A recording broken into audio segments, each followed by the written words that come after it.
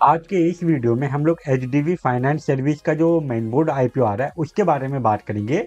यह आईपीओ का total issue size काफ़ी ज़्यादा है, 12,500 करोड़ रुपीस का है। एंड आज के इस वीडियो में हम लोग ये आईपीओ के बारे में कंप्लीट एनालिसिस करेंगे कि ये कंपनी क्या काम करती है। इसके अलावा इस कंपनी का फाइनेंशियल परफॉर्मेंस भी देखेंगे। साथ ही साथ एचडीबी फाइनेंस सर्विस कौन से वैल्यूएशन एंड मार्जिन पे अपना आईपीओ लेके आ रही है। एंड वीडियो के लास्ट में हम लोग ये आईपीओ का जीएमपी भी देखेंगे एंड ये डिस्कस करेंगे कि long term and short term में ये आईपीओ कैसा परफॉर्म करने वाला है।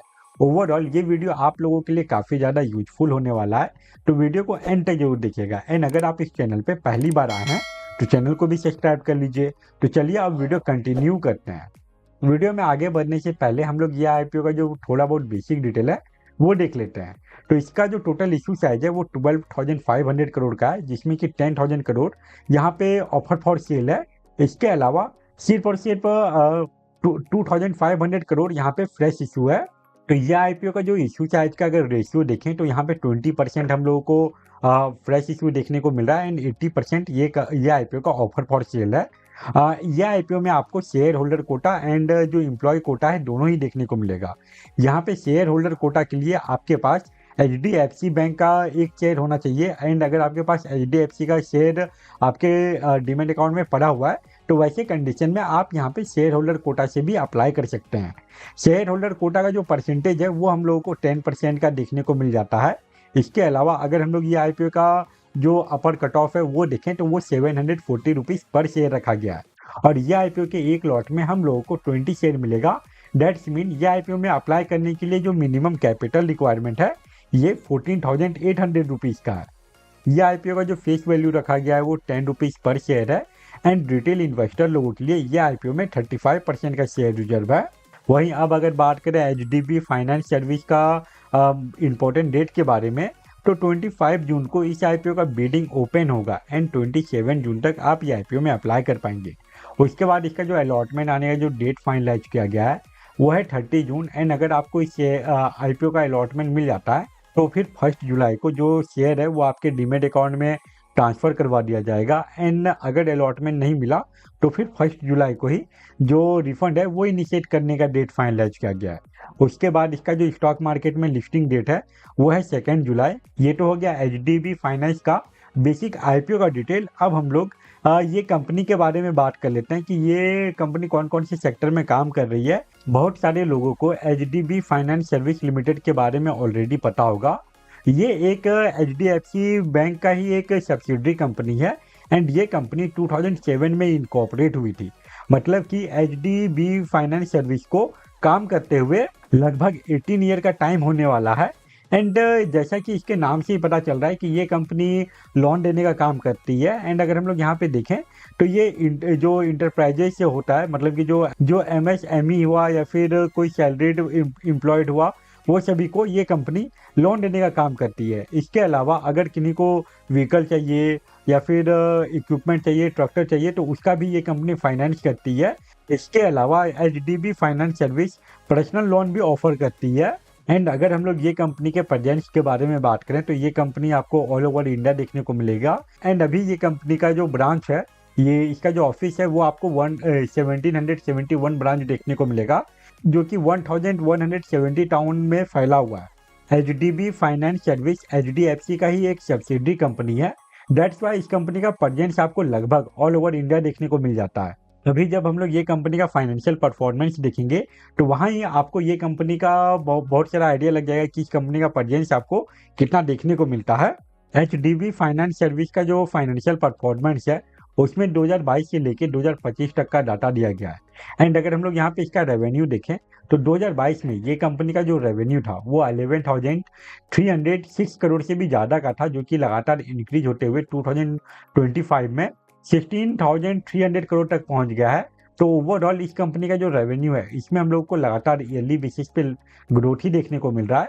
वहीं बात करें ये कंपनी के नेट इनकम के बारे में तो 2022 में ये कंपनी का जो नेट इनकम था ये 1,000 करोड़ से भी ज़्यादा का था, जो कि 2022 में लगभग दोगुना हो गया। 2022 का अगर नेट इनकम देखें तो उसमें इसका जो नेट इनकम है ये 1959 करोड़ का था उसके बाद लगातार ये कंपनी का जो नेट इनकम है उसमें 2023 में भी हम लोग 2024 में भी हम लोगों को इंक्रीमेंट देखने को मिला है। एंड 2025 का जो अभी डाटा आया है उसमें इसका जो नेट इनकम है वो 2024 के मुकाबले थोड़ा सा गिर के आया है। एंड इसके पीछे का जो वजह है वह है इसका प्रॉफिट आफ्टर टैक्स मार्जिन। 2022 से लेकर 2024 तक लगातार ये कंपनी का जो प्रॉफिट आफ्टर टैक्स मार्जिन था उसमें हम लोगों को इंक्रीमेंट देखने को मिला है। बट 2025 के बारे में अगर बात करें तो उसका जो डाटा आया है उसमें ये कंपनी का जो प्रॉफिट आफ्टर टैक्स मार्जिन है उसमें थोड़ा सा गिरावट आया है।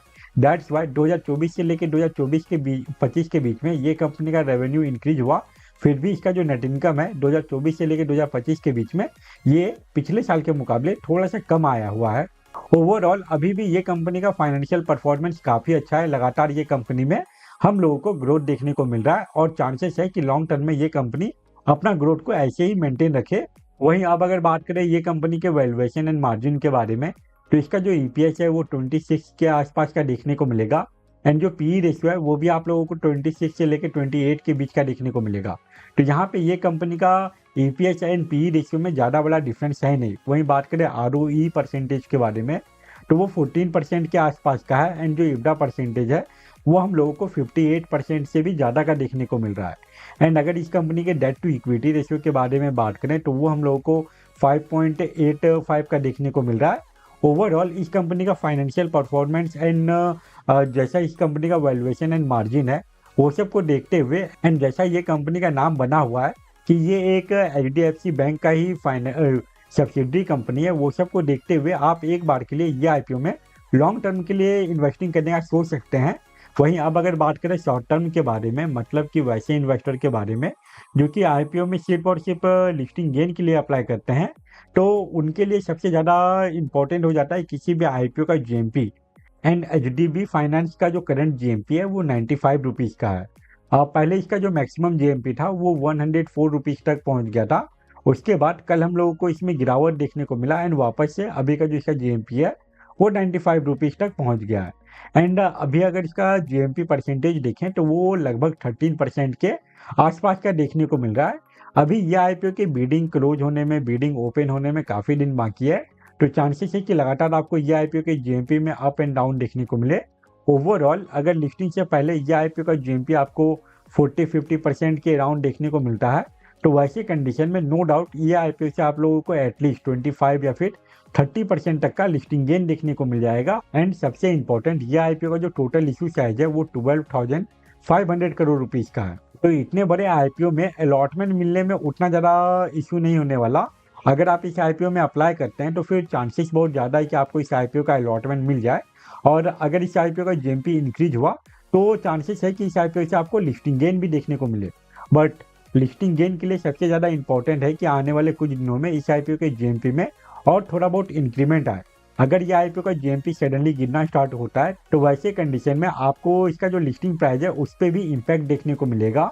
तो ये था एचडीबी फाइनेंस सर्विस का detail analysis video. I hope आपके लिए ये वीडियो यूजफुल रहा होगा। अगर आपको ये वीडियो यूजफुल लगा तो वीडियो को लाइक जरूर करें।